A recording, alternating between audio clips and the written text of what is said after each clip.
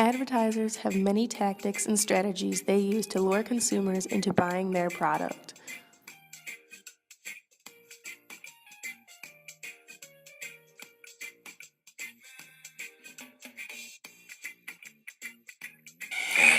Here we go. The media uses functions of the human brain to persuade consumers to purchase products. How can the media use their own brain? Through the manipulation of ads. Ads that the media uses can be classified in 3 categories: highly believable, moderately deceptive, and highly deceptive. The ads are classified according to how believable they appear to be to viewers. The media tries to use as many mildly deceptive ads because of people's responses to them. People seem to buy more mildly deceptive ads than others. Why? The answer to that all takes place in your brain.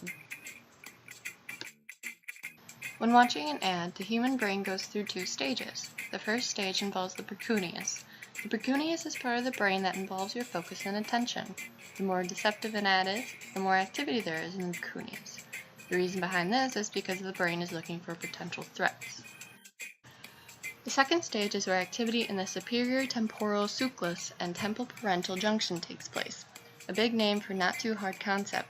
This part of the brain deciphers personal wants and needs from others, meaning the intention behind the ad.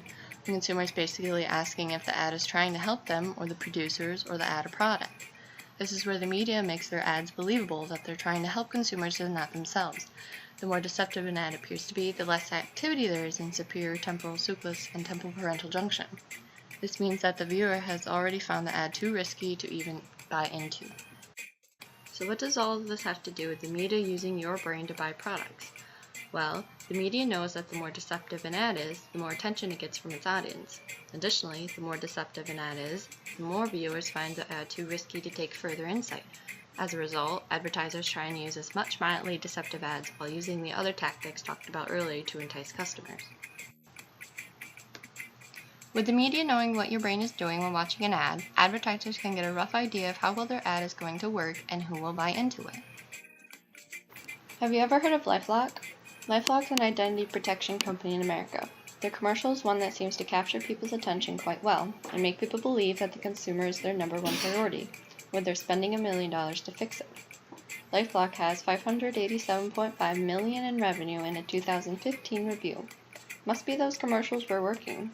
However, the feds have tried to penalize LifeLock for false advertising with a $12 million penalty. The feds stated that LifeLock doesn't even protect your identity, that it just sends you notifications when your identity is being used, and that their ad was just deceiving.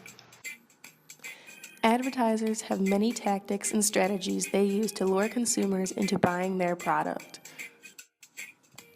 Repetition is one of the most common tactics used. Repeating the product's name or keywords helps to ingrain the image of the product in the consumer's memory to make them more likely to buy it. Sales, coupons, sweepstakes, prizes, and gifts will be placed on/with a product to encourage consumers to buy it. Advertisers will often make a product out to be cool, on trend, and that everyone is using it in order to get consumers to hop on the bandwagon and buy it. Advertisers will claim their product's success to help boost consumer likeliness to buy it. Advertisers will also claim their product will improve consumers' day-to-day life, making it feel as if they need it. Celebrity endorsements in an ad will cause consumers to buy it, because if their favorite celebrity uses it, then they will want to too.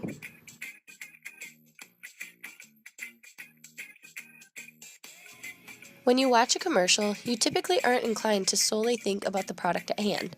There is background music, some sort of emotional pull, and the possibility of a catchy tagline. But why is all of this extra nonsense actually necessary? Philosophical science in advertising and the media, of course.